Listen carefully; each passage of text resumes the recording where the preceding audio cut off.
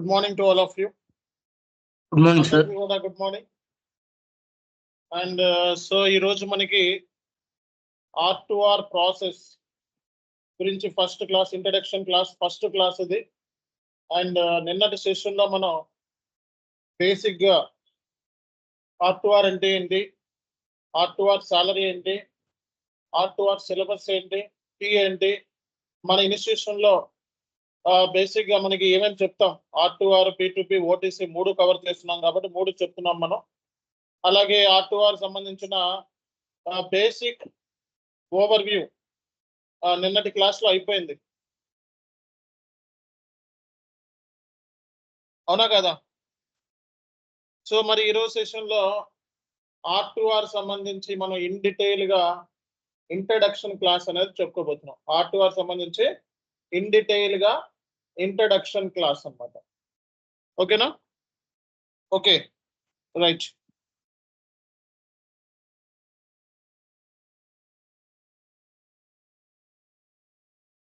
దీని R2R అన్నా RTR అన్నా ఒకటే, ఓకేనా? అంటే కొంతమంది దీన్ని R2R ఏమంటారంటే బేసిక్గా RTR అని రాస్తారు. అంటే సింపుల్ గా దీన్ని RTR. ఓకే, R2R అన్నా RTR అన్నా ఒకటే, కన్ఫ్యూజ్ అవ్వకూడదు, రెండు ఒకటే. ఓకే, సో RTR అంటే ఏంటి చెప్పండి, ఎవరు చెప్తారు? It is the process of recording the transactions till the financial statements. Okay, ఇంకా ఇంకా ఎవరు చెప్తారు? ఎవరు చెప్తారండి? Process from the recording the transactions and summarizing the transactions and up to reporting. Okay, ఇంకా ఇంకా ఎవరు చెప్తారు? ఎవరు చెప్తారు?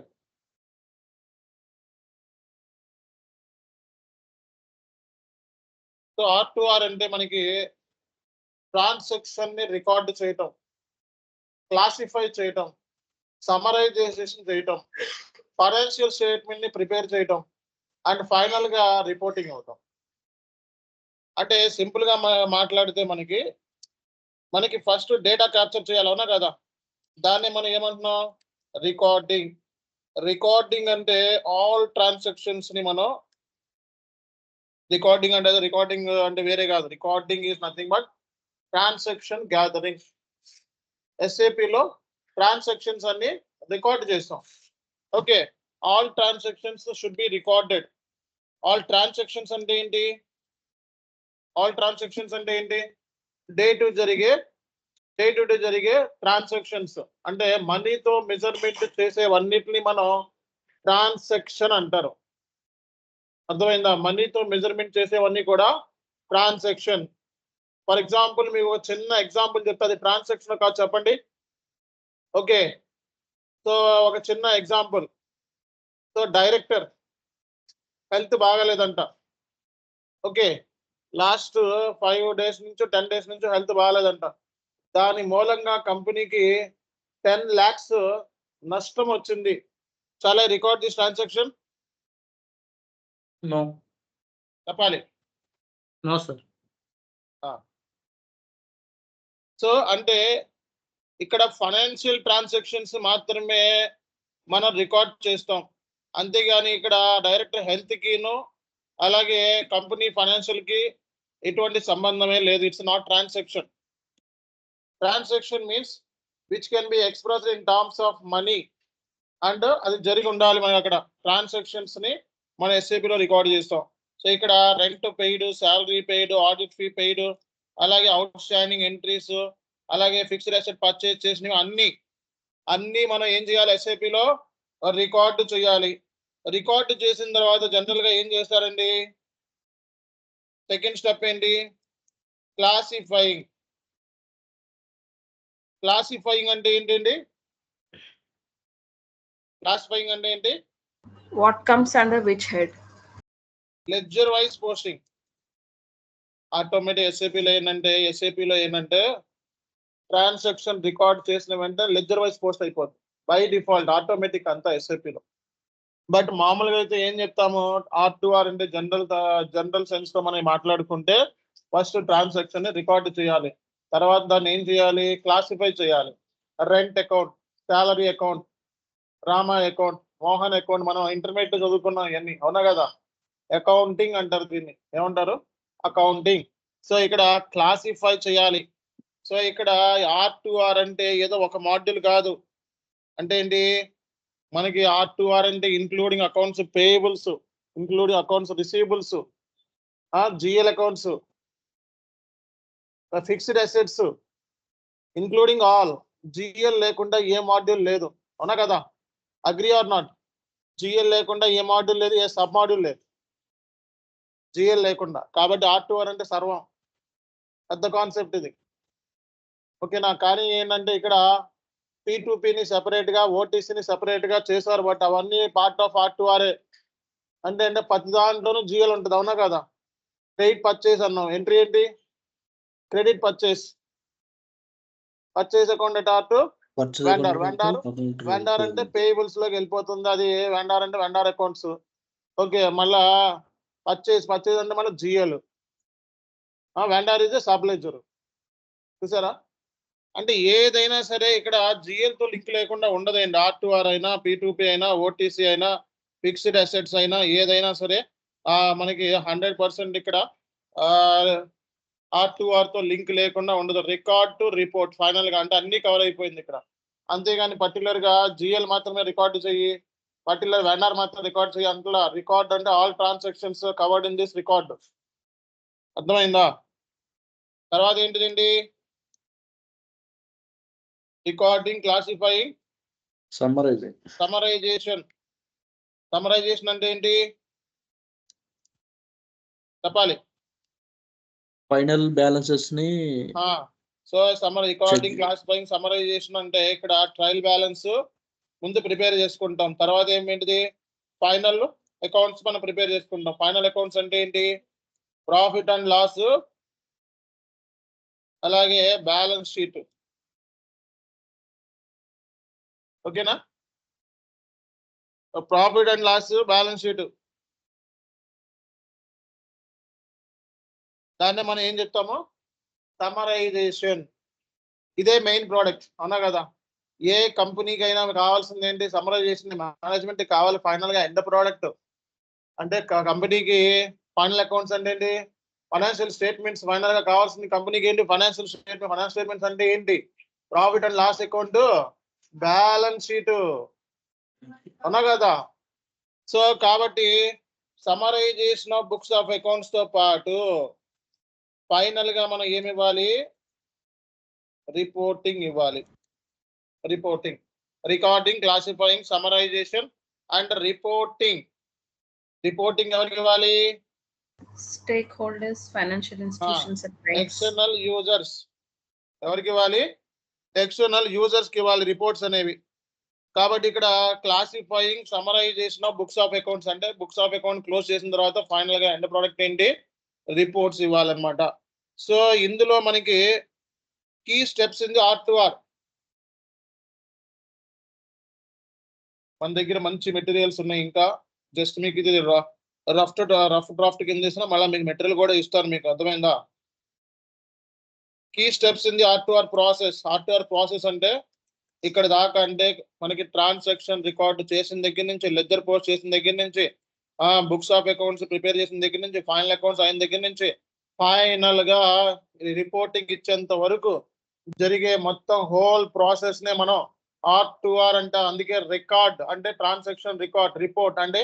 సో మనకి ఎవరికైతే రిపోర్ట్ ఇవ్వాలి, మేనేజ్మెంట్ రిపోర్ట్ ఇవ్వాలి, టాప్ మేనేజ్మెంట్ రిపోర్ట్స్ కావాలి, ఎక్స్టర్నల్ యూజర్స్ రిపోర్ట్ కావాలి. కాబట్టి వీళ్ళందరూ ఎక్స్టర్నల్ యూజర్స్ అంటే ఎవరు, share holders, public, creditors, lenders, financial institutions, tax authorities. వీళ్ళందరికీ ఫైనాన్షియల్ స్టేట్మెంట్స్ అనేది కావాలి. వీళ్ళందరూ రిక్వైర్మెంట్స్ అన్నమాట. ఓకే, సో కాబట్టి ఫైనాన్షియల్ స్టేట్మెంట్ అనేది ఎక్స్టర్నల్, నాట్ ఇంటర్నల్, ఓకేనా. సో కీ స్టెప్స్ ఏంటంటే మనకి, so data collection and reporting, gathering.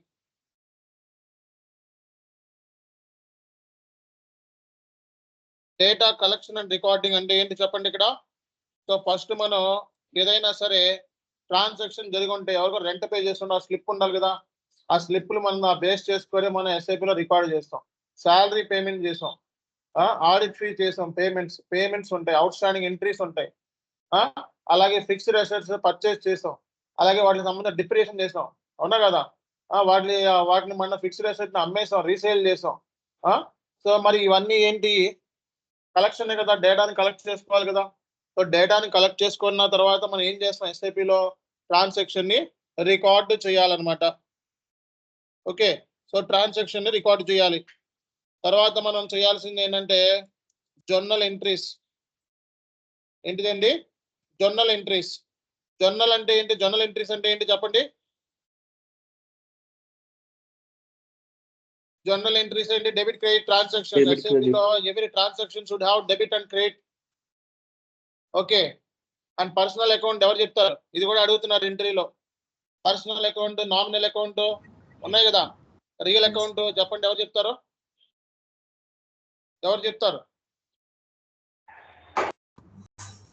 Personal account is debit, the receiver, credit the giver. Next In real account, what comes in debit, what goes out credit. Next In nominal, incomes are credit, expenses are debit. So ఇక్కడ మనకి ఈ accounts మీద command ఉంటే మనకి journal entry అనేది అర్థమవుతుంది, లేకపోతే journal entry రాదు. మీ అందరికి ఇంటర్మీడియట్ లోనే నేర్చేసుకున్నారు, ఓకేనా. ఓకే, నెక్స్ట్ ఏంటిదండి రికన్సిలేషన్. సో ఇది కూడా పార్ట్ ఆఫ్ పార్ట్ 2R లో రికన్సిలేషన్ ఉంటుంది. సో మనకి balance sheet reconciliation, inter company reconciliation ఉంటుంది. సో మనకి అందులోనే మొత్తం బ్యాలెన్స్ షీట్ అంటే vendor customer reconciliation, inter company reconciliation, GRIR clearing reconciliation. Okay, చాలా రికన్సిలేషన్స్ ఉన్నాయి. ఫిక్స్డ్ అసెట్ రికన్సిలేషన్, చాలా ఉన్నాయి రికన్సిలేషన్స్. EBS bank reconciliation very very important, ఓకేనా. సో రికన్సిలేషన్స్ గురించి కూడా మనం డిస్కస్ చేస్తాము. జస్ట్ చెప్తున్నా, రికన్సిలేషన్ చేయకపోతే ఏమవుద్ది మనకి, We might miss few transactions. Balances match. Balances match అవ్వకపోతే ఏమవుద్ది, Wrong ఫైనాన్షియల్ reporting. స్టేట్మెంట్స్ ఆగిపోతాయి. Financial accuracy. మీద ఇంపాక్ట్ అవుతుంది. ఫైనాన్షియల్ స్టేట్మెంట్ ఇంపాక్ట్ అయితే ఏమవుద్ది, ఎగ్జాక్ట్ గా ప్రాఫిట్ ఎంతో తెలియదు, లాస్ ఎంతో తెలియదు, కంపెనీలో ఎన్ని అప్పులు ఉన్నాయో తెలియదు, ఎన్ని ఆస్తులు ఉన్నాయో తెలియదు. అంటే ఏంటి, అది ఇన్యాక్యురేట్ ఇన్ఫర్మేషన్ ఇచ్చినట్టు టాప్ మేనేజ్మెంట్ కి, అర్థమైందా. సో టాప్ మేనేజ్మెంట్ కి ఇన్యాక్యురేట్ ఇన్ఫర్మేషన్ ఇస్తామా, అలా ఇన్యాక్యురేట్ ఇన్ఫర్మేషన్ వచ్చిందంటే ఏంటి దాని అర్థం, ఏమవుతుంది మార్కెట్ లో, ఏమవుద్ది షేర్ వాల్యూ పడిపోతుంది, అర్థమైందా. ఫైనాన్షియల్ స్టేట్మెంట్స్ ఇన్యాక్యురేట్ అయితే, ఇన్యాక్యురేట్ అని చెప్పేది ఎవరు, ఇన్యాక్యురేట్ చెప్పేది ఎవరు, ఇన్యాక్యురేట్ అని చెప్పేది ఎవరు, మీ ఫైనాన్షియల్ స్టేట్మెంట్ Auditors. రాంగ్ అని చెప్పేది ఎవరు, ఆడిటర్స్. ఆడిటర్స్ ఎన్ని టైప్స్ ఉన్నారు, ఎన్ని టైప్స్ ఆఫ్ ఆడిటర్స్ ఉన్నారు మనకి, internal auditors, external auditors. Internal auditor నీ కంపెనీలో ఉన్నవాడు ఇంటర్నల్ ఆడిటర్. ఎక్స్టర్నల్ ఆడిటర్ అంటే బయట నుంచి వచ్చేవాడు ఎవరు, chartered accountants, cost and management accountants. So కాబట్టి ఇక్కడ బుక్స్ ఆఫ్ అకౌంట్స్ అనేది మనకి సరిగా లేకపోతే చార్టర్డ్ అకౌంటెంట్ వచ్చి రెడ్ సిగ్నేచర్ దాని మీద పెడితే మొత్తం ఏమవుద్ది, షేర్ వాల్యూ అనేది పడిపోతుంది కంపెనీది. అర్థమైందా, అర్థం కాలేదా. సో కాబట్టి బుక్స్ క్లోజ్ చేసేటప్పుడు మంత్ ఎండ్ లో బుక్స్ క్లోజ్ చేస్తాం, ఇయర్ ఎండ్ లో బుక్స్ క్లోజ్ చేస్తాం. ఎప్పుడైనా సరే మాక్సిమం ఎప్పుడు క్లోజ్ చేస్తాం, మంత్ ఎండ్ లోను క్లోజ్ చేస్తాం, అలాగే ఇయర్ ఎండ్ లో కూడా బుక్స్ క్లోజ్ చేస్తాం మనం, ఓకేనా. సో నెక్స్ట్ ఏంటిది, financial reporting.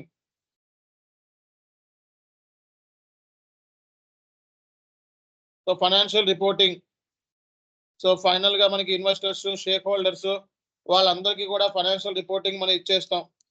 Okay, so next complaints and audit. So audit, okay, తర్వాత ఎనాలిసిస్ అంటే ఏంటి, మనకి ఎంత ప్రాఫిట్ వచ్చింది, ఎంత రావాలి, ఎంత వచ్చింది, ఎందుకు మనకి పోయింది. ఓకే, ఇవన్నీ కూడా డిస్కషన్స్ ఉంటాయి మీ టాప్ మేనేజ్మెంట్. సో ఈ మొత్తం కూడా ఏంటి, ఈ ఇయర్ లో ఎంత ప్రాఫిట్ వచ్చింది, నెక్స్ట్ ఇయర్ లో ఎంత రావాలి. ఓకే, టార్గెట్స్, అనాలిసిస్, ఇవన్నీ కూడా అర్థమైందా లేదా, ఒకసారి చదవండి ఇవన్నీ కూడా, ఈ పాయింట్స్ అన్ని చదవండి.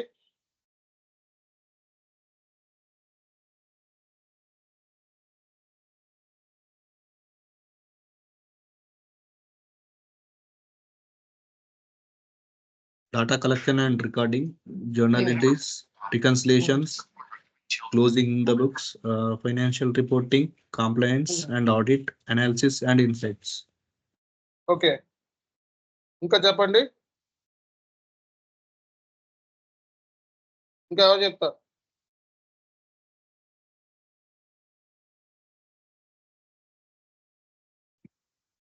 సో మనకి Approval. list of sub process. So list of sub process in R2R. So R2R లో ఉన్న సబ్ ప్రాసెస్ ఏంటి? ఓకే, సో మనకి ట్రాన్సాక్షన్ పోస్టింగ్ అనేది ఫస్ట్ మనకి inter company accounting. So very very important. Inter company అంటే ఒకే కంపెనీలో 2 లేదా అంతకంటే ఎక్కువ కంపెనీ కోడ్స్ మధ్య ట్రాన్సాక్షన్స్. ఫిక్స్డ్ అసెట్ అకౌంటింగ్, ఇది కూడా R2R లో పార్టే. Reconciliation very very important. So R2R అంటే చాలా పెద్ద వాస్ట్ కాన్సెప్ట్. ఇది మీరు అనుకున్నట్టు అంత చిన్నది కాదు. ఓకే, సో R2R లో కొంచెం సబ్జెక్ట్ ఎక్కువ ఉన్న వాళ్ళని తీసుకుంటారు. జర్నల్ ఎంట్రీస్ రావాలి. R2R లో సక్సెస్ అవ్వాలి అంటే జర్నల్ ఎంట్రీస్ మీద ఫుల్ కమాండ్ ఉండాలి. జర్నల్ ఎంట్రీ రాకపోతే R2R రాదు.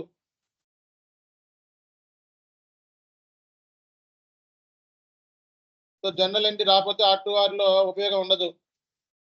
రేపు పొద్దున్న ఒక జర్నల్ ఎంట్రీ రాంగ్ చేస్తే మొత్తం ఫైనాన్షియల్ రిపోర్టింగ్ అంతా పోతుంది.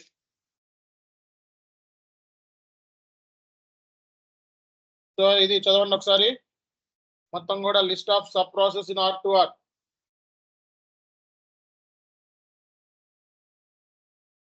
సో మొత్తం SAP లో మనకి సబ్ ప్రాసెస్ ఏమన్నా ఒకసారి చదవండి. Transaction posting, intercompany accounting, fixed asset accounting, reconciliation, cash and bank management, period close and consolidated financial reporting. Okay, so మనకి ఇవి మెయిన్ ఏరియాస్ అన్నమాట R2R లో. ఏంటిదండి? Sir, general accounting. ఇదే inter company accounting is nothing but అన్ని ఇంకా. Okay, అన్ని recording అంటే మొత్తం అన్ని రైట్. సో ఇక్కడ transaction posting, inter company accounting, so fixed asset accounting, reconciliation, cash and bank management, వీటిని సబ్ ప్రాసెస్ అంటారు. R2R లో ఉన్న సబ్ ప్రాసెస్లు ఇవి. ఓకేనా? సో కాబట్టి ఇక్కడ ఫస్ట్ పాయింట్ మనం అర్థం చేసుకోవాల్సిన విషయం ఏంటంటే R2R లో జాయిన్ అయ్యే వాళ్ళు కంపెనీలో ఫస్ట్ చేయాల్సిన పని ఏంటంటే ట్రాన్సాక్షన్ పోస్ట్ చేసేటప్పుడు సరిగ్గా పోస్ట్ చేయాలి. డెబిట్ బదులు క్రెడిట్ లేసినా, క్రెడిట్ బదులు డెబిట్ లేసినా మొత్తం గాన్.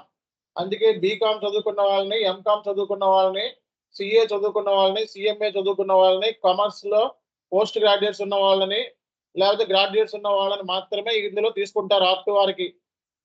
సో అలాగే బీటెక్ చదువుకున్న వాళ్ళని, ఎంటెక్ చదువుకున్న వాళ్ళని, BSc చదువుకున్న వాళ్ళని, లేదా అదర్ ఏరియాస్ మీద చదువుకున్న వాళ్ళని ఈ కోర్సులోకి అంత రికమెండే కాదు.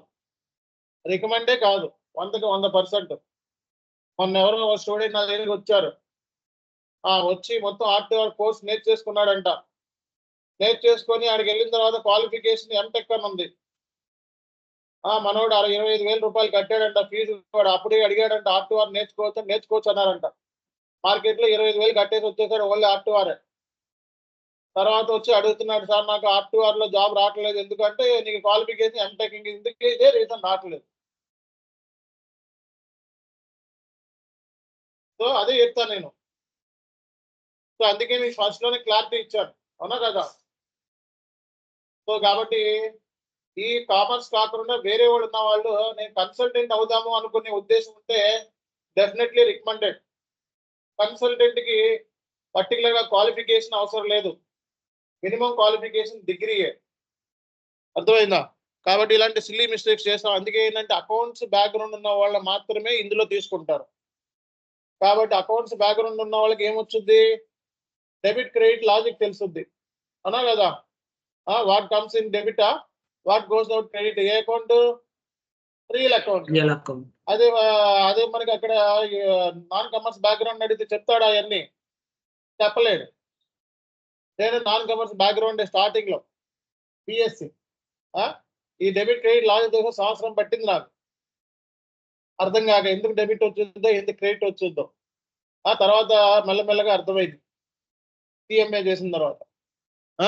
సో కాబట్టి ఇక్కడ ఫస్ట్ పాయింట్ అర్థం చేసుకోవాల్సిన విషయం ఏంటంటే, సో ఇందులో మనకి ట్రాన్సాక్షన్ రికార్డ్ చేసేటప్పుడే ప్రాపర్ గా రికార్డ్ చేయాలి. ఓ ట్రాన్సాక్షన్ రికార్డ్ చేసేటప్పుడు ప్రాపర్ గా రికార్డ్ చేయాలి. ట్రాన్సాక్షన్ రికార్డ్ చేసేటప్పుడు ప్రాపర్ గా రికార్డ్ చేయాలంటే ఏ డీటెయిల్స్ ఇస్తాం? ట్రాన్సాక్షన్ సంబంధించి ఏదైనా ఒక ట్రాన్సాక్షన్, శాలరీ పేడ్, రెంట్ పేడ్, ఏ డీటెయిల్స్ ఇవ్వాలి చెప్పండి? ఏ డీటెయిల్స్ ఇస్తాం బేసిక్ గా? ఇప్పుడు ఏదైనా సాఫ్ట్వేర్ లో ఎంటర్ చేయాలనుకో ఏ డీటెయిల్స్ ఇస్తాం? Debit credits.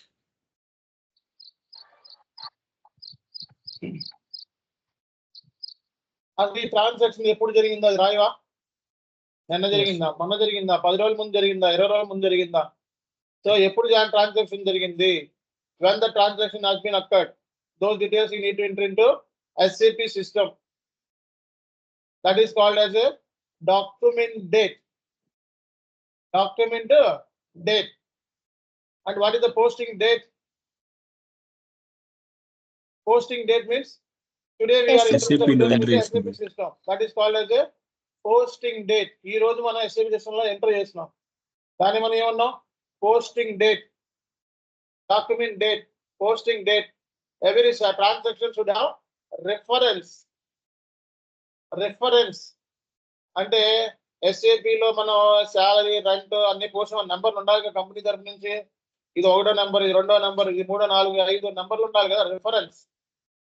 రెఫరెన్స్ అనేది చాలా ఇంపార్టెంట్. అర్థమైందా? తర్వాత దానికి సంబంధించి ఏ మంత్ లో పోస్ట్ చేస్తున్నాము, పీరియడ్, అవునా కదా? పీరియడ్ ఏ మంత్ లో మనం పోస్ట్ చేస్తున్నాం. డాక్యుమెంట్ కరెన్సీ ఇంపార్టెంటే కదా? ట్రాన్సాక్షన్ మరి యూఎస్డియా, ఐఎన్ఆరా, యూరోనా, దుబాయ్ కరెన్సీయా, ఇంకో కరెన్సీయా? మరి అది రికార్డు చేయాలి కదా. మన ఎస్ఐపిలో కరెన్సీ కూడా రికార్డు చేయాలి కదా. మరి ఏ ఆర్గనైజేషన్ ఇది, ఏ కంపెనీ కోడ్ ద్వారా మనం ట్రాన్సాక్షన్ రికార్డు చేస్తున్నాం, ఈ డీటెయిల్స్ ఇవ్వాలా వద్దా? మరి రెంట్ అంటే రెంట్కి సంబంధించిన జిఎల్ ఉండాలా లేదా? బ్యాంక్ అంటే బ్యాంక్ సంబంధించిన జిఎల్ ఉండాలా లేదా? అమౌంట్ ఉండాలా లేదా? డెబిట్ ఉండాలా లేదా? క్రెడిట్ ఉండాలా లేదా? ఈ లాజిక్ డెబిట్ క్రెడిట్స్ మిస్ అవుతారు, అక్కడే మొత్తం పోతుంది. క్లరికల్ మిస్టేక్స్ అంటే ఏంటి? మీ దగ్గర వైఫ్ తిట్టింది, 50,000 బదులు ఇంకొక 0 పెట్టాడు, అంతే కోపంతో పోయింది ఫైనాన్షియల్ స్టేట్. మంత్ ఎండ్ వచ్చే కానీ టాలీలు అవ్వవు, అవునా కదా? సో ఇక్కడ డెబిట్ క్రెడిట్స్. మళ్ళీ ఈ ఎక్స్పెండిచర్ ని ఎలా అంటే ఈ కాస్ట్ సెంటర్ ద్వారా మనం క్యాప్చర్ చేస్తున్నాం. రెంట్ అంటే rent paid, salary paid cost కదా ఇది. ఈ కాస్ట్ దేనికి సంబంధించింది? ఏ కాస్ట్ అంటే సంబంధించింది? ఫర్ ఎగ్జాంపుల్ ఎంప్లాయీస్ ఉన్నారు మీరందరూ, నేను ప్రాజెక్ట్ మేనేజర్, మీరందరూ ఎంప్లాయీస్, మీరందరూ 50 మంది ఉన్నారు. మీ అందరికి నేనే ప్రాజెక్ట్ మేనేజర్ని. మీ ప్రాజెక్ట్ మేనేజర్ నేనే. మీకు మొత్తం శాలరీ, మీకు ఎవ్రీ మంత్ మీకు పేమెంట్ వస్తుంది, అవునా కదా? సో మొత్తం కలిపి మీ 50 మంది శాలరీ మొత్తం అంతా కలిపి 10 లక్షలు అనుకుందాం, కానీ ఒక 20 లక్షలు అనుకుందాం. ఓకే, మీ అందరికీ కాస్ట్ సెంటర్ నేనే. మీ అందరిని అప్రూవ్ చేసేది ఎవరు? నేనే. సో మీ అందరి కాస్ట్ ఒక్కొక్కటిది రాసుకోవడం కష్టం. అందుకే ఏంటి, నా పేరు మీద కాస్ట్ సెంటర్ రెడీ అయిపోయింది, అవునా కదా? కానీ ఎస్కే cost center for all the 50 employees, I'm the responsible for this 50 members. That's it. So cost center ద్వారా ఏం చేసాం మనం? మీ యొక్క కాస్ట్ ని క్యాప్చర్ చేయాలి. సింపుల్ అది, దానిలో లేదా? కాస్ట్ సెంటర్ డెఫినేషన్ బట్టి పడాల్సిన అవసరం లేదు, చిన్న లాజిక్. కాస్ట్ సెంటర్ అంటే రెస్పాన్సిబుల్ పర్సన్, కాస్ట్ సెంటర్ అంటే లొకేషన్, కాస్ట్ సెంటర్ అంటే ప్రోడక్ట్, డివిజన్, డిపార్ట్మెంట్. ఒక డిపార్ట్మెంట్ అయ్యే ఖర్చు, ఒక డివిజన్ అయ్యే ఖర్చు, ఓకే, ఒక ప్రోడక్ట్ అయ్యే ఖర్చు, ఒక ఎంప్లాయీకి అయ్యే ఖర్చు, ఒక పర్సన్ అయ్యే ఖర్చు. లొకేషన్ అవ్వచ్చు, పర్సన్ అవ్వచ్చు, ఆర్గనైజేషన్ అవ్వచ్చు, ఏదైనా అవ్వచ్చు, కాస్ట్ క్యాప్చర్ చేయడం కదా. సో కాబట్టి అక్కడ రెస్పెక్టివ్ కాస్ట్ సెంటరా, రెస్పెక్టివ్ ప్రాఫిట్ సెంటరా, రెస్పెక్టివ్ సెగ్మెంటా, రెస్పెక్టివ్ బిజినెస్ ఏరియానా, వీటిని ఏమంటాం మనం? అకౌంట్ అసైన్మెంట్స్, రెస్పెక్టివ్ WBSఆ. సో మనం డాక్యుమెంట్ క్యాప్చర్ చేసేటప్పుడు అకౌంట్ అసైన్మెంట్స్ ఇవ్వాలి. ఏమేమి ఇవ్వాలి అకౌంట్ అసైన్మెంట్స్ అంటే? బిజినెస్ ఏరియానా, కాస్ట్ సెంటరా, ప్రాఫిట్ సెంటరా, సెగ్మెంటా, డబ్ల్యూబిఎస్ఆ, ఇంటర్నల్ ఆర్డరా, వీటిని ఏమంటాం మనం? Account assignments. క్లారిటీ ఉందా లేదా? అంటే ఏ ట్రాన్సాక్షన్ పోస్ట్ చేసేటప్పుడన్నా కంపల్సరీగా మనం అకౌంట్ అసైన్మెంట్ ఇచ్చే పోస్ట్ చేస్తాం. ఫలానా బిజినెస్ ఏరియా అంటే బ్రాంచ్, ఫలానా బ్రాంచ్ కి ఇంత ఖర్చు అయ్యింది అని రాసుకోవాలా వద్దా? ఫలానా బ్రాంచ్ కి ఇంత ఇన్కమ్ జనరేట్ అయింది రాసుకోవాలా వద్దా? ఫలానా ప్రోడక్ట్ సెగ్మెంట్ అంటే ప్రోడక్ట్. ఓకే, ఇవన్నీ మనం చెప్తాను లేదు, జస్ట్ చెప్తున్నా. ట్రాన్సాక్షన్ పోస్ట్ అప్పుడు ఈ డీటెయిల్స్ అన్ని ఇవ్వాలా వద్దా? మరి మినిమం డీటెయిల్స్ ఇవేంటిది? Minimum details. ఈ డీటెయిల్స్ మరి ఎంటర్ చేయడానికి ఎవరు కావాలి? ఎవరు కావాలి? ఒక క్లర్క్ కావాలి. ఏ clerk? Accounting clerk. Bookkeeper అంటారు. బుక్ కీపర్ అంటే బుక్స్ ని మెయింటైన్ చేసేవాడు అని. అంతకుముందు ఏంటి మనకి లెడ్జర్లు ఉంటాయి. లెడ్జర్ అంటే ఒక 100 పేజీ, ఒక 1000 పేజీలు ఉంటాయి, దాంట్లో రాసుకునేవాడు. మళ్ళా సబ్సిడరీ బుక్స్ అనేవాళ్ళు, సబ్ లెడ్జర్స్ సబ్సిడరీ బుక్స్ అనేవాళ్ళు, దాంట్లో రాసుకునేవాళ్ళు. సో రాసుకొని మొత్తం గీతలు కొట్టుకునేవాళ్ళు. మొత్తం ఫైనాన్షియల్ స్టేట్మెంట్ బుక్స్ లో చేసేవాళ్ళు. తర్వాత కాలక్రమేణా ఏమైంది? సాఫ్ట్వేర్లు వచ్చేసి ఎంఎస్ ఎక్సెల్ వచ్చింది, అవునా కదా? ఎంఎస్ ఎక్సెల్ వచ్చింది. ఎంఎస్ ఎక్సెల్ లో మొత్తం ఫార్ములాలు వచ్చినాయి. ఫార్ములాలు వేసుకొని అది ఈజీ అనుకున్నారు. సో ఎంఎస్ ఎక్సెల్ పోయింది, టాలీ వచ్చింది, ఫోకస్ వచ్చింది, ఇంకా రకరకాల సాఫ్ట్వేర్లు వచ్చేసినాయి. మనకి ఎస్ఏపి అనేది ఒక అద్భుతమైన సాఫ్ట్వేర్, వరల్డ్ లోనే #1 సాఫ్ట్వేర్. ఈఆర్పి అంటాం. ఈఆర్పి వరల్డ్ లో #1 సాఫ్ట్వేర్. మనం నేర్చుకుంటుంది ఎస్ఏపి S/4HANA 2022 వర్షన్ లో నేర్చుకుంటున్నారు మీరు కోర్స్. ఇది అర్థమైందా? S/4HANA 2022 వర్షన్ లో నేర్చుకుంటున్నారు. కాబట్టి రేపు పొద్దున మీకు ఎక్కువ వెయిటేజ్ ఉంటుంది ఈ పాయింట్ చెప్తే. 2022 వర్షన్ గురించి మాట్లాడితే ఒక క్లాస్ చెప్తాను ఎస్ఏపి గురించి, ఓకేనా? సో మీరు నేర్చుకుంటుంది S/4HANA 2022 వర్షన్ లో నేర్చుకుంటున్నారు. ఓకే, ఈ ట్రాన్సాక్షన్స్ అన్ని ఎస్ఏపిలో GUI లేదా ఫ్యూరీ యాప్స్ ద్వారా పోస్ట్ చేస్తారు. ఏంటంటే GUI అంటే graphical user interface. Fury apps లో పోస్ట్ చేస్తారు S/4HANAలో, ఓకేనా? సో కాబట్టి అంటే యూజర్ సంబంధించిన ట్రాన్సాక్షన్, యూజర్ అంటే ఎవరు? మీరే. ఎండ్ యూజర్స్ అంటారు మిమ్మల్ని, అర్థమైందా? ఎండ్ యూజర్స్ అంటే సో ఇంప్లిమెంటేషన్ అయిపోయిన తర్వాత, అంటే కన్సల్టెన్సీ ఇంప్లిమెంటేషన్ చేస్తారు, అవి అయిపోయిన తర్వాత ఎండ్ యూజర్ వర్క్ అనేది స్టార్ట్ అవుతుంది. కాబట్టి మీరు అందరూ కూడా end users, SAP end users. అంటే ట్రాన్సాక్షన్ రికార్డు చేసి లెడ్జర్ వైజ్ పోస్ట్ చేసి బుక్స్ ఆఫ్ అకౌంట్స్ ప్రిపేర్ చేసి ఫైనల్ అకౌంట్స్ ప్రిపేర్ చేసి ఫైనల్ రిపోర్టింగ్ ఇస్తారు. కాబట్టి you are the end user. అవుతుందా అందరికీ కూడా?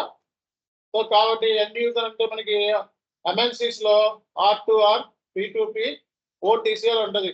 అదే డొమెస్టిక్ కంపెనీకి వెళ్ళామనుకో దీన్ని R2R, P2P, OTC అనరు, దీన్ని అకౌంటెంట్ అయినా అంటారు. అంటే R2R, P2P, OTC 3 చేయాల్సిన అందులో దాంట్లో డివిజన్స్ లేవు ఇంకా, ఓకేనా?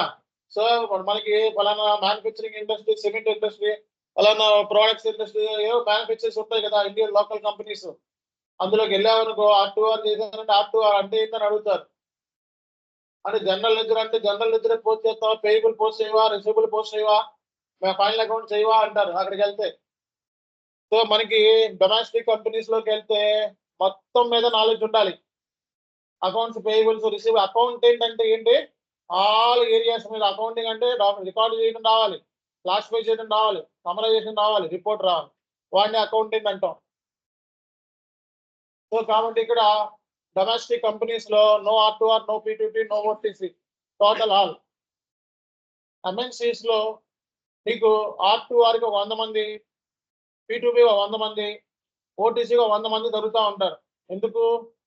అక్కడ మిలియన్స్ లో ఉంటాయి.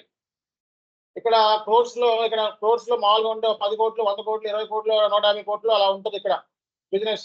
మన 1000 కోట్లు ఉంటుందేమో, కానీ ఎంఎన్సీస్ లో మిలియన్, ట్రిలియన్స్ లో ఉంటుంది బిజినెస్ USD లో.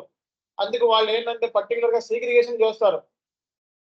రికార్డ్ టు రిపోర్ట్ ఒక 50 వేకెన్సీస్, P2P ఒక 50 వేకెన్సీస్, ఒక OTC ఒక 50 వేకెన్సీస్, 150 మంది కావాలి, అన్ని వరల్డ్ వైడ్, పలానా రీజియన్ వైజ్. సో మనకి R2R వచ్చేటప్పటికి ఎలా చేసుకున్నా సరే 10 నుంచి 20 మంది ఉంటారు కంపెనీలో. రికన్సిలియేషన్ చేసేవాళ్ళు వేరే, పోస్ట్ చేసేవాళ్ళు వేరే, ఫైనల్ అకౌంట్స్ వేరే, అనాలిసిస్ పార్ట్ వేరే. ఓకే, ఇలా దేనికి దానికి డిపార్ట్మెంట్స్ లో ఉంటారు. మీకు రేపు పొద్దున్న ఈ మొత్తం అన్నింటిలో మీకు వర్క్ ఉండదు. ఉంటే రికన్సిలియేషన్ లో ఉంటావు, లేకపోతే డాక్యుమెంట్ పోస్టింగ్ లో ఉంటావు. ఓకే, లేకపోతే ఫైనల్ అకౌంట్స్ లో ఉంటావు, లేకపోతే అనలిస్ట్ అంటే ఫైనాన్షియల్ స్టేట్మెంట్ క్లోజ్ అయిన తర్వాత అనాలిసిస్ పార్ట్ ఉంటుంది, అందులో ఉంటావు. అర్థమైందా మీకు? ఇందులోనే డివిజన్స్, సబ్ డివిజన్స్ పెట్టాను కదా. ఓకే, సో కాబట్టి అనాలిసిస్ లో అన్నా ఉండొచ్చు, లేకపోతే ఆడిట్ లో అన్నా ఉండొచ్చు, లేకపోతే రిపోర్టింగ్ లో అన్నవచ్చు, లేకపోతే క్లోజింగ్ బుక్స్ అన్నా అయి ఉండొచ్చు, లేకపోతే జర్నల్ ఎంట్రీస్ అన్నా నువ్వు పోస్ట్ చేసుకోవచ్చు, లేకపోతే డేటా కలెక్షన్ అన్నా చేయొచ్చు నువ్వు. అర్థమైందా? బట్ ఇక్కడ క్లాస్ లో ఏంటంటే అన్ని చెప్తాం. బట్ జాబ్ లోకి వెళ్ళిన తర్వాత ఏదో ఒక ఏరియా మీద కమాండ్ ఉంటుంది నీకు, ఏదో ఒక ఏరియా మీద జాబ్ ఉంటుంది. అర్థమైందా? అర్థం కాలేదా? సో కాబట్టి మరి ఎంఎన్సీస్ లో మాత్రమే ఇలా క్లాసిఫికేషన్ ఉంది. ఇప్పుడు మనం ఎంఎన్సీ పాయింట్ ఆఫ్ వ్యూలో చెప్తున్నాం. మనం R2Rకి వెళ్తే మార్కెట్ లో నెంబర్ ఆఫ్ ఆపర్చునిటీస్ ఉన్నాయి, ఎక్కడ పడితే అక్కడ జాబ్స్ ఉన్నాయి R2R లో, ఎంఎన్సీస్ లో. ఓకే, సో ఎప్పుడు జెన్పాక్ లో అయితే ఎప్పుడు జాబ్స్ ఉంటాయి, క్యాప్ జెమినీలో అయితే ఎప్పుడు జాబ్స్ ఉంటాయి. జెన్పాక్, క్యాప్ జెమినీ ఎప్పుడు జాబ్సే,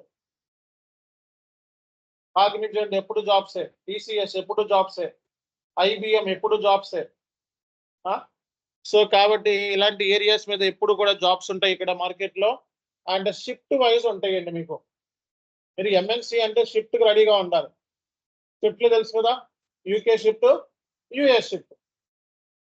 ఓకే, మీకు వచ్చేటప్పటికి ఆఫ్టర్నూన్ స్టార్ట్ అయ్యేది 1కి స్టార్ట్ అవుతుంది, లేకపోతే 5 తర్వాత స్టార్ట్ అవుతుంది ఈవినింగ్.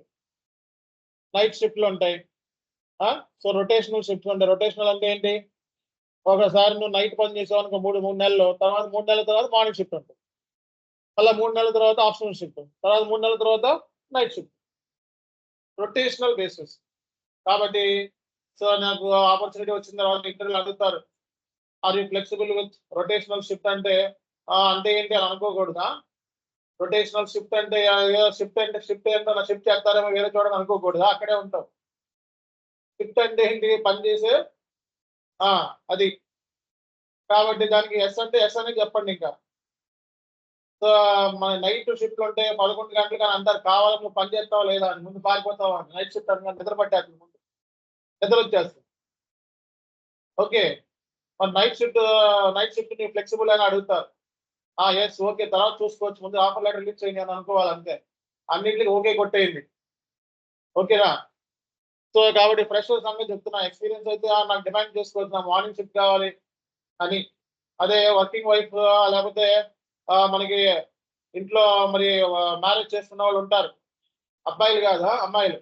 ఓకే, సో మరి వాళ్ళు ఏం చేయాలి? వాళ్ళు అడగాలి, నైట్ షిఫ్ట్ నాకు కొంచెం ప్రాబ్లం ఉంది అంటే కొంచెం మార్నింగ్ షిఫ్ట్ ఇవ్వండి అని చెప్పి కొంచెం రికమెండ్ చేస్తే కొంచెం ఆలోచిస్తారు. ఓకే, మిగతా వాళ్ళకి అవకాశం లేదు, చాలా తక్కువ అవకాశం వాళ్ళకి కూడా లేదు. బట్ కొన్ని కంపెనీస్ లో ఫ్లెక్సిబిలిటీ ఉంది. ఇప్పుడైతే మనకి 3 days office, 3 days hybrid model. 3 days office, 3 days work from home. కాబట్టి 3 రోజులు ఆఫీస్కి వెళ్ళొచ్చు, 3 రోజులు ఇంటి దగ్గర నుంచి వర్క్ చేసుకోవచ్చు. మీకు ఆ ఫెసిలిటీ ఉంది.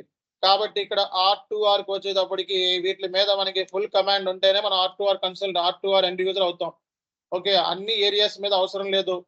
సో ఒక్కొక్క ఏరియాస్ మీద కూడా మనకి ప్రొఫైల్స్ ఉంటాయండి.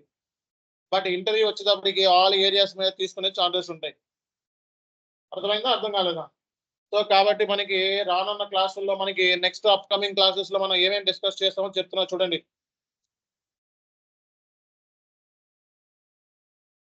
సో నెక్స్ట్ క్లాస్ లో మీకు డైరెక్ట్ గా SAP introduction. So SAP introduction లో మీకు SAP అంటే ఏంటి, ERP అంటే ఏంటి, మార్కెట్ లో YSAP, అలాగే S4 HANA అంటే ఏంటి, అలాగే HANA అంటే ఏంటి. ఓకే, సో అలాగే మీరు ఏ వర్షన్ లో పని చేయబోతున్నారు,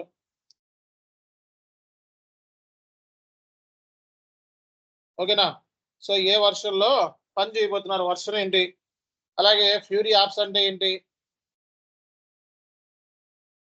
సో ఫ్యూరీ యాప్స్ లో ఏమున్నాయి, ఎన్ని టైప్స్ ఆఫ్ ఫ్యూరీ యాప్స్ ఉన్నాయి, ఓకేనా? సో ఫ్యూరీ యాప్స్ అంటే ఏంటి. సో అలాగే మనకి SAP లో ఎన్ని సర్వర్స్ ఉన్నాయి, ఓకే, మీరు ఏ సర్వర్ లో పని చేస్తారు, ఓకేనా? ఎస్ఏపి సర్వర్స్ ఏమున్నాయి, మీరు ఏ సర్వర్లో పనిచేస్తారు. సో ఇవన్నీ కూడా బేసిక్ క్లాసెస్ నెక్స్ట్ క్లాస్లో ఇవి డిస్కస్ చేస్తాం మనం. ఓకేనా. సో నెక్స్ట్ క్లాస్లో మనకి ఇవి డిస్కస్ చేస్తాం. అర్థమైందా లేదా. సో రేపటి క్లాస్ మనకి సాటర్డే సండే, సో ఎక్సెల్ లేదు కాబట్టి ఎక్సెల్ క్లాసులు మళ్ళీ ఉంటాయి. సాటర్డే సండే క్లాస్ లేదు. నెక్స్ట్ మనకి మండే నుంచే మెయిన్ క్లాసెస్ ఇంకా. ఓకే. సో ఎస్ఏపి అంటే ఏంటి, ఈఆర్పి అంటే ఏంటి, వైఎస్ఏపి, S4 హనా అంటే ఏంటి, హనా అంటే ఏంటి, వర్షన్స్ ఏంటి, ఫ్యూరీ యాప్స్ ఏంటి, ఎస్ఏపిలో మనం ఎన్ని సర్వర్లో మనం పని చేస్తాము అనే దాని మీద మనం నెక్స్ట్ క్లాస్ డిస్కస్ చేస్తాం. సో తర్వాత క్లాస్లో మీకు ఏంటంటే ఎస్ఏపిలో మనం జర్నల్ ఎంట్రీస్, కామన్గా journal entries, types of journal entries ఎన్ని ఉన్నాయి. ఓకే. ఆ టైప్స్ ఆఫ్ జర్నల్ ఎంట్రీస్ మనం డిస్కస్ చేస్తాం. సో నెక్స్ట్ క్లాస్లో మనం so types of journal entries అంటే ఎస్ఏపిలో మనకి జర్నల్ ఎంట్రీస్ పోస్టింగ్ ఎలా ఉంటుంది అనేది నెక్స్ట్ క్లాస్లో చెప్తాం. అంటే ఏంటి, సో పోస్టింగ్స్ ఇన్ ఎస్ఏపిలో మనం జర్నల్ ఎంట్రీస్ని ఎలా పోస్ట్ చేయాలి నేర్పిస్తారు.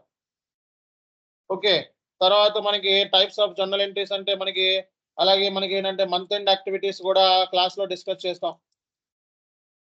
మంత్ ఎండ్ యాక్టివిటీస్ మన క్లాస్లో మంత్ ఎండ్ యాక్టివిటీస్ కూడా ఇంటర్వ్యూలో అడుగుతున్నారు కాబట్టి మంత్ ఎండ్ యాక్టివిటీస్, ఆ తర్వాత మీకు అకౌంట్ అసైన్మెంట్స్ గురించి కూడా సో క్లాస్లో డిస్కస్ చేస్తాం. అకౌంట్ అసైన్మెంట్స్ అంటే ఏంటి, cost centre, business area, profit centre, internal order, okay, WES ఇంతేగా మెయిన్ ఇవే మనకి. సో ఇక్కడ ఇవి అప్కమింగ్ క్లాసెస్, ఇంకా చాలా ఉన్నాయి but upcoming next 4-5 classes, next 4-5 classes. Okay.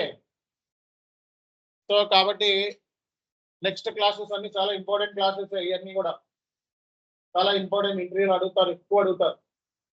ఓకేనా. సో కాబట్టి మీరు ఈ క్లాసెస్ కూడా రెడీగా ఉండాలి. ఓకేనా. సో మరి ఇది ఈరోజు సెషన్. సో ఇక్కడ దాకా మీరు ప్రిపేర్ అవ్వండి. సో దీనికి సంబంధించి మీకు మన ఇంటర్వ్యూ మెటీరియల్స్ అన్ని ఇస్తాం. బట్ ఈ నోట్స్ అనేవి మీరు ఏం చేయాలంటే రైట్ క్లిక్ ఇచ్చి దీన్ని రైట్ క్లిక్ ఇచ్చేస్తే మీరు కాపీ చేసుకొని వర్డ్లోకి పేస్ట్ చేసుకోండి. ఓకేనా. సో రైట్ క్లిక్ ఇచ్చి వర్డ్లోకి పేస్ట్ చేసుకోండి, సరిపోతుంది. ఓకేనా. రైట్. Thank you.